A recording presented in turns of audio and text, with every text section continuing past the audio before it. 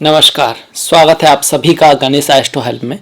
मैं हूं आपके साथ डॉक्टर दिलीप और बहुत बहुत स्वागत करता हूं आपका ज्योतिष के इस स्पेशल प्रोग्राम में। इस वीडियो में हम बात करने वाले हैं मकर वालों के लिए अगस्त का महीना क्या लेकर आया है। जीवन के जितने भी क्षेत्र हैं जैसे कि जॉब है, कार्य है, आपका बिजनेस है, धन है, पैसा है, पढ़ाई लिखाई है, प्रेम जीवन है, शादी की लाइफ है, पारिवारिक रिश्ते हैं, हेल्थ है, स्पिरिचुअलिटी, अध्यात्म है, तो जीवन के सभी क्षेत्रों पे हम बातें करेंगे। अपनी तरफ से देखेंगे कि हम क्या कर सकते हैं, ज्योतिषीय उपाय क्या हैं। पर सबसे पहले आ जाते हैं ग्रह कहाँ पर गोचर कर रहे हैं, किस राशि में गोचर कर रहे हैं, उनकी स्थिति क्या है, उसके अकॉर्डिंग फिर हम गणना करेंगे। तो देखिए, सबसे पहले जैसे ही हम देखते हैं तो पहले ही भाव में शनि महाराज बैठे हुए हैं वक्री होकर अपनी राशि में। द्वितीय भाव खाली है। तृतीय भाव में गुरु बैठे हैं अपनी राशि में पर वक्री हैं। चतुर्थ भाव में राहु का गोचर है मेष राशि में। अब देखिए, शनि अपनी राशि में है, मतलब मकर राशि में है। गुरु अपनी राशि मीन में है तृतीय भाव में।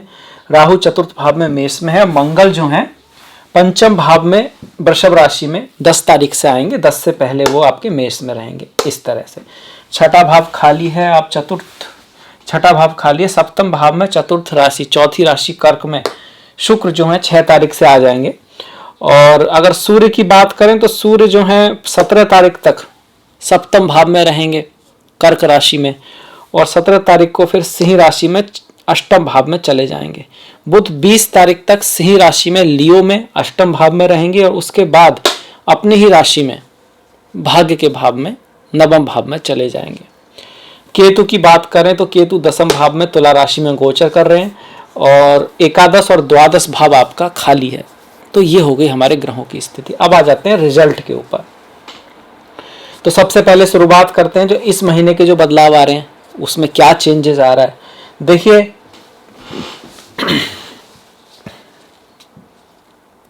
शनि महाराज अपनी राशि में आए हुए हैं पर वक्री हैं। ये 7.5 है। जिनका चंद्रमा मकर में है उनके लिए 7.5 है। जिनका लग्न मकर है उनके लिए 7.5 नहीं है, और उनके लिए थोड़ा सा बेटर है। उनके लिए शश नाम का महापुरुष योग है ये। पर स्टिल शनि लग्न में है और वक्री हैं, और लग्नेश वक्री है। ये एक अलग सिचुएशन हो गई। तो कुछ बहुत बड़ा नया करने की आवश्यकता नहीं है। यहाँ पर जो चीज़ें चल रही हैं उन्हीं को सुधारने की आवश्यकता है, और पेशेंस से बहुत सेफ खेलते हुए आपको प्लान करना है। इस महीने को बहुत ज़्यादा रिस्क यहाँ पर नहीं लेने हैं। स्वास्थ्य का ध्यान रखना है, चीज़ों को मेंटेन करते हुए आगे चलना है। अब यहाँ रिस्क ना लेने का मतलब ये नहीं कि कार्य नहीं करना है, कार्य करते रहना है, पर कोई भी नई चीज़ करने से पहले उसको पूरी तरह से देख लेना है, उसके बारे में पूरी तरह से समझ लेना है। भाग्य के भरोसे कि हाँ चलो इतना ठीक हो गया है, 80% तो 20 भी हो जाएगा, ऐसा नहीं करना है। कोई भी काम की पूरी जानकारी, पूरी नॉलेज जुटाने के बाद ही उसमें बढ़ना है, आना है या उसको बढ़ाना है।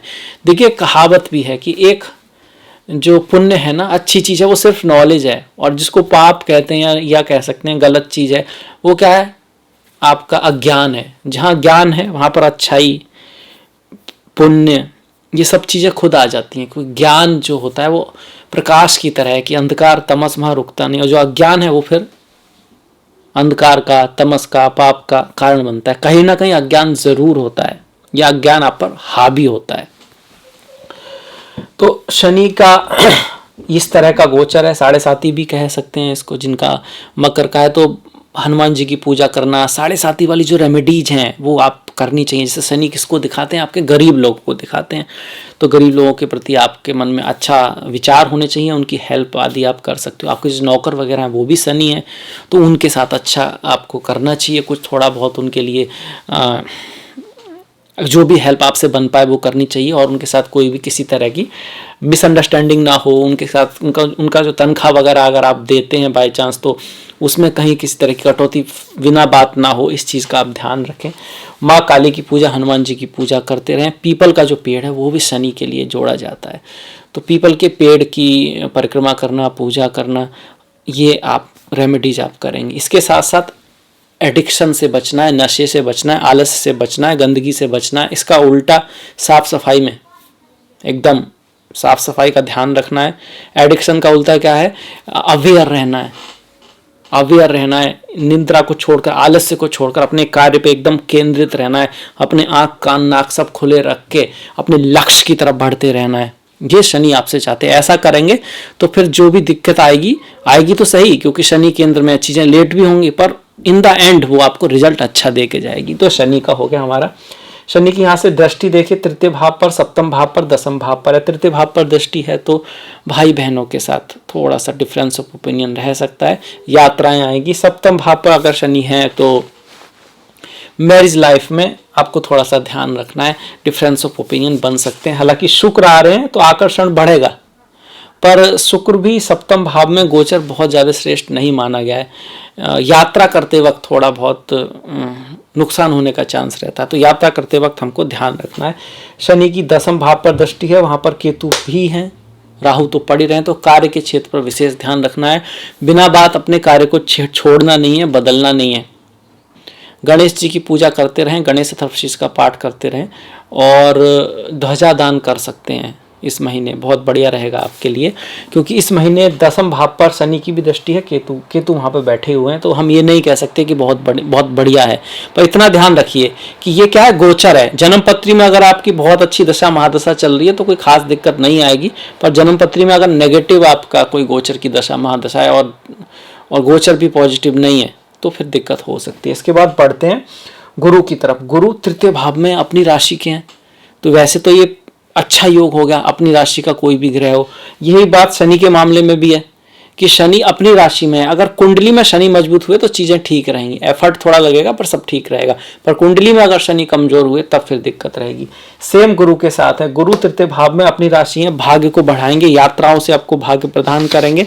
आपके छोटे भाई की लाइफ में कुछ बढ़िया, पड़ोसी की लाइफ में कुछ अच्छा हो सकता है अगर गुरु आपकी कुंडली में अच्छे हैं तो। अगर नहीं है तो प्रतिष्ठा में कुछ कमी आ सकती है, इस बात का ध्यान रखें। और कुछ काम में विघ्न वगैरह हो सकते हैं, स्वास्थ्य का भी आपको ध्यान रखना है, ऐसा शास्त्रों में लिखा है जब गुरु का गोचर तृतीय भाव में रहता है।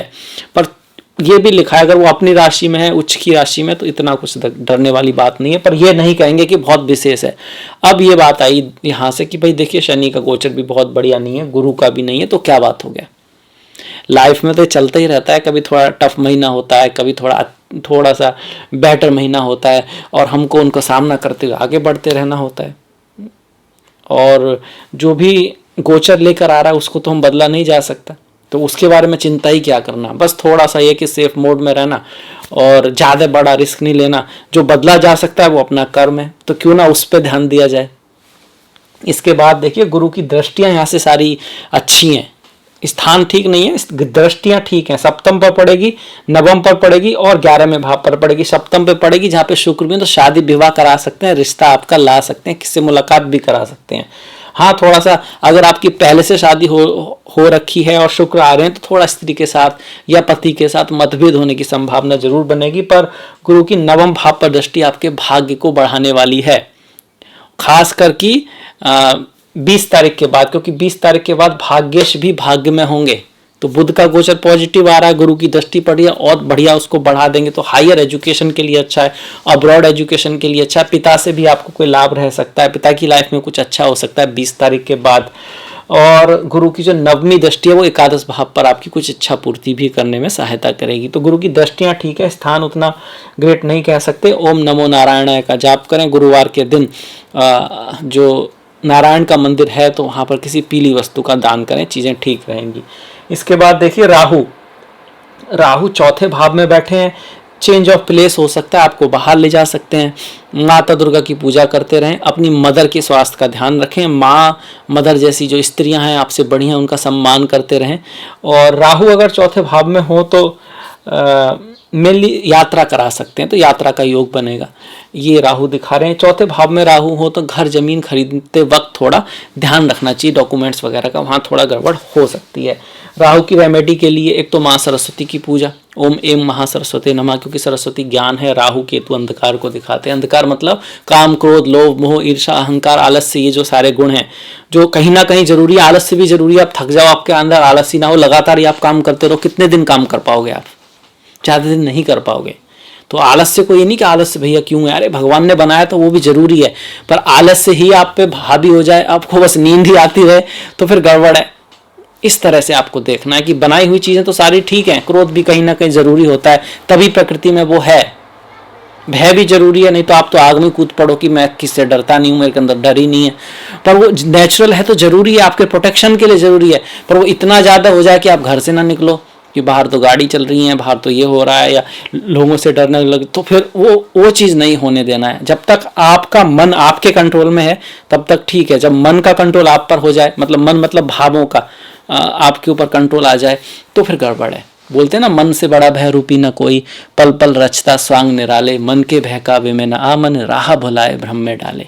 तो जो मन है इसको कैसे हम अपने रास्ते पे चला सकते हैं? दो रास्ते हैं, एक तो ज्ञान का, नॉलेज का, विजडम का, दूसरा है प्रैक्टिस का। जो नॉलेज है उसको आप प्रैक्टिस कर रहे हैं हर दिन, हर वक्त, हर समय, तो फिर धीरे धीरे धीरे मन भी उसी के अकॉर्डिंग।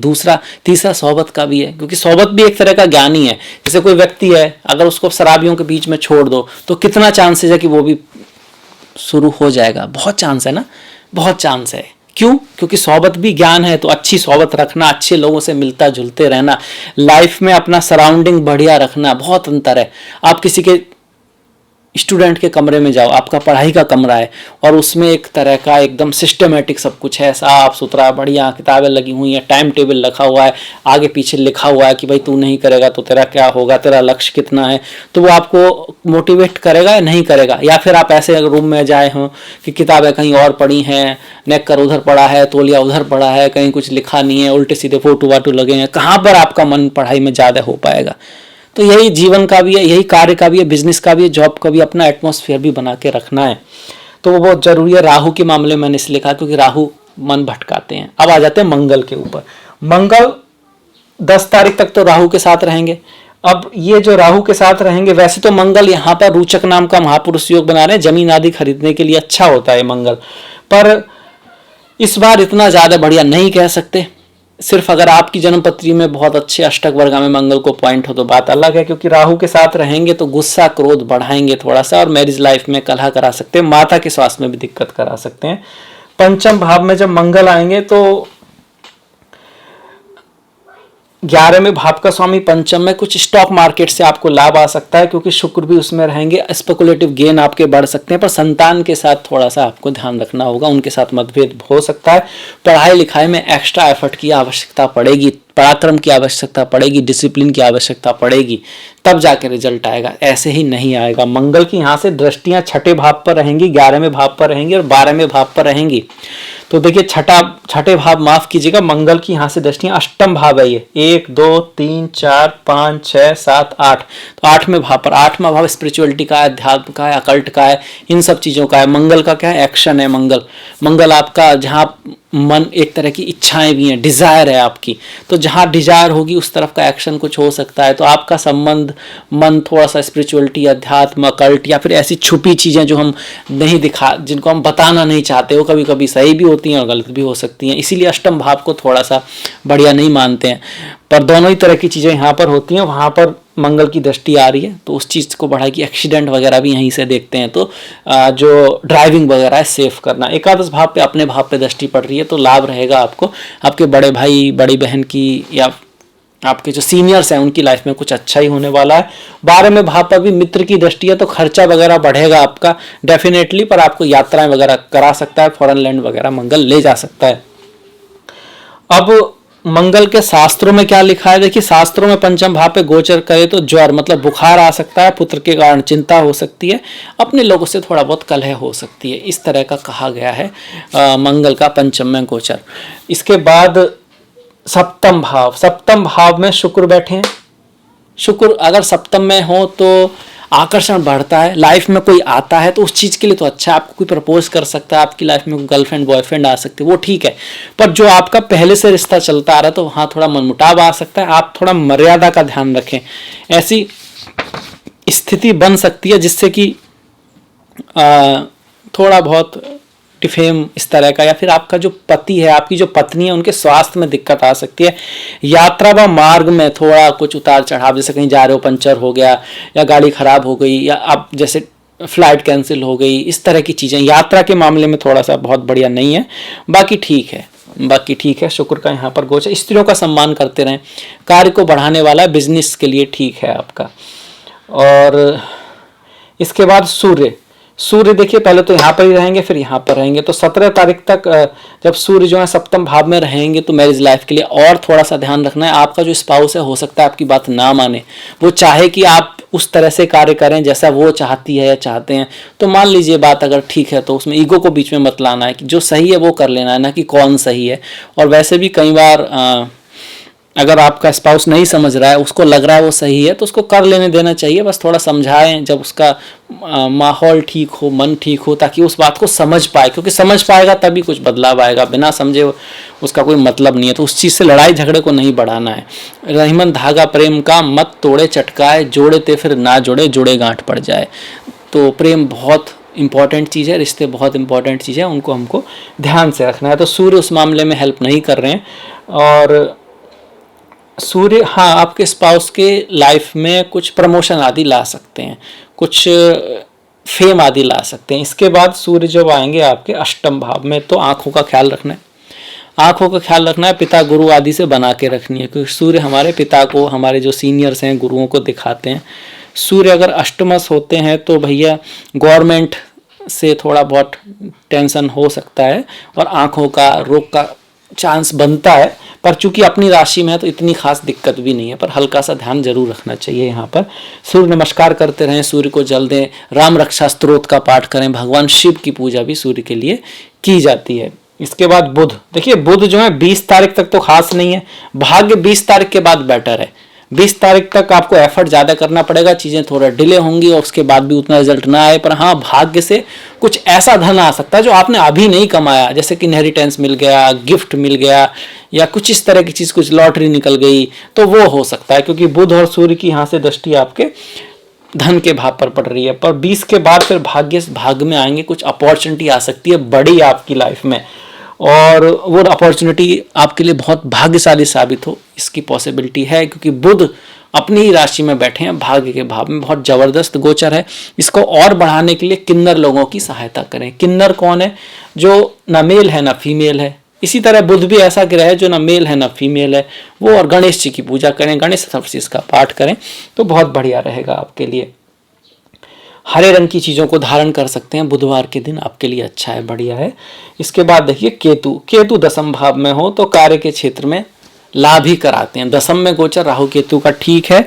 और हाँ, इसमें कई बार ऐसा जरूर होता है कि व्यक्ति सडन निर्णय ना ले, गुस्से का थोड़ा सा ध्यान रखे, मंगल की तरह, और बॉस के साथ या पिता के साथ बहसबाजी में ना पड़े। तो केतु यहाँ से आपको अच्छा रिजल्ट देने वाले हैं। गणेश जी की पूजा करते रहें, मत्स्य अवतार की कथा सुने अगर केतु की दशा महादशा है आपकी तो। और मछलियाँ जो होती है ना, मछलियाँ होगी, उनको कुछ गोली वगैरह आटे की डालें। कुत्तों को, अगर मछली आसपास नहीं है तो कम से कम कुत्ते तो अवश्य होंगे, कुत्तों को आप खाना वगैरह खिलाते रहें। वैसे बुधवार का दिन है, डेली भी खिलाएंगे तो कोई ऐसा नहीं है कि बुधवार को ही खिलाना है, ये भी जरूरी नहीं है।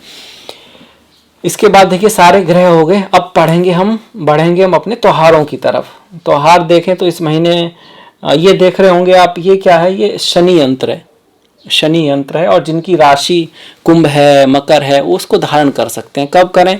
शनिवार के दिन धारण करें, और सूर्य के नक्षत्र में, सूर्य के होरा, माफ कीजिएगा, शनि के नक्षत्र में, शनि के होरा में आप इसको धारण करें। शुक्ल पक्ष हो तो और बढ़िया है, तो ये अच्छा रहता है, बढ़िया रहता है। जिनकी राशि या लग्न जो है शनि से रिलेटेड हो। बाकी कुंडली भी दिखा लेना ज़्यादा ठीक रहता है, पर वैसे कर सकते हैं, ये आपको फायदा ही पहुंचाएगा। इसको कुछ लोग अपने पूजा के स्थान पर भी रखते हैं। जब हम मंत्र पढ़ते हैं ना, ओम सम शनिश्चराय नमः, और शनि के जो मंत्र होते हैं, तो वहाँ पर यंत्र भी रखे जाते हैं पूजा के बाद। वो यंत्र कुछ लोग पीतल के खरीदते हैं, कुछ लोग स्वर्ण के खरीदते हैं, इस तरह के। पर आप सिंपली भी अपने मन से बना के, श्रद्धा से, खुद कागज पर भी बना सकते हैं, ऐसी कोई दिक्कत नहीं है, वो भी काम करेगा। ठीक है, अब आ जाते हैं त्योहारों पर। 2 तारीख की नाग पंचमी। अगर आपकी कुंडली में काल सर्प काल अमृत योग है तो आपको व्रत फास्ट रखना चाहिए। जीवों पे दया का संदेश हमारा जो है नाग पंचमी देती है। काल सर्प क्या योग है, जिसमें राहु आगे हो केतु पीछे हो, बीच में सारे ग्रह हो। काल अमृत कौन सा योग है, जब केतु आगे हो राहु पीछे हो और बीच में सारे ग्रह हो। अंतर क्या है, काल सर्प योग धन देता है, पैसा देता है, कोई ऐसी बात नहीं है, पर कुछ रुकावटें दे सकता है लाइफ में कुछ चीज़ों में। और काल अमृत योग भी धन पैसा देता है आपको, बस ये थोड़ा स्पिरिचुअलिटी अध्यात्म को ज़्यादा बढ़ाता है। इसके बाद 11 तारीख का रक्षाबंधन है, 12 तारीख की पूर्णिमा है, 14 तारीख की कजारी तीज और 15 तारीख का इंडिपेंडेंस डे है और 15 तारीख को ही संकष्टी है। इसके बाद 19 तारीख को बहुत ही महत्वपूर्ण त्यौहार है, जन्माष्टमी है। ओम नमो भगवते वासुदेवाय, हरे राम कृष्ण हरे राम कृष्ण। तो आपको जन्माष्टमी की बहुत बहुत बधाई हो। 30 तारीख की हरितालिका तीज है, 31 तारीख की गणेश चतुर्थी है, 8 तारीख की श्रवणा पुत्रदा एकादशी है, मतलब संतान के लिए, पुत्र पुत्री दोनों के लिए।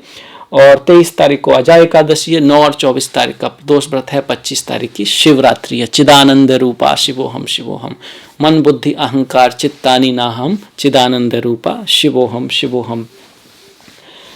इस महीने की जो अमावस्या है वो आपकी 27 तारीख को है। और सिंहा संक्रांति, जो हमने कहा ना कि सूर्य यहाँ पर रहेंगे फिर बदलेंगे, तो 17 तारीख को सिंहा संक्रांति। अमावस्या संक्रांति पितरों से पूर्वजों से जुड़े हुए हैं। गीता में भी आता है कि गीता का जो पहला ज्ञान है सूर्य भगवान को आया था। जो लोग संक्रांति के दिन पैदा हुए हैं उनको संक्रांति का फास्ट करना चाहिए। वैसे दोनों ही दिन पितरों के नाम से हैं, याद करने के लिए, पितरों से याद करने। पितृदोष सूर्य से रिलेटेड है, राहु से रिलेटेड है।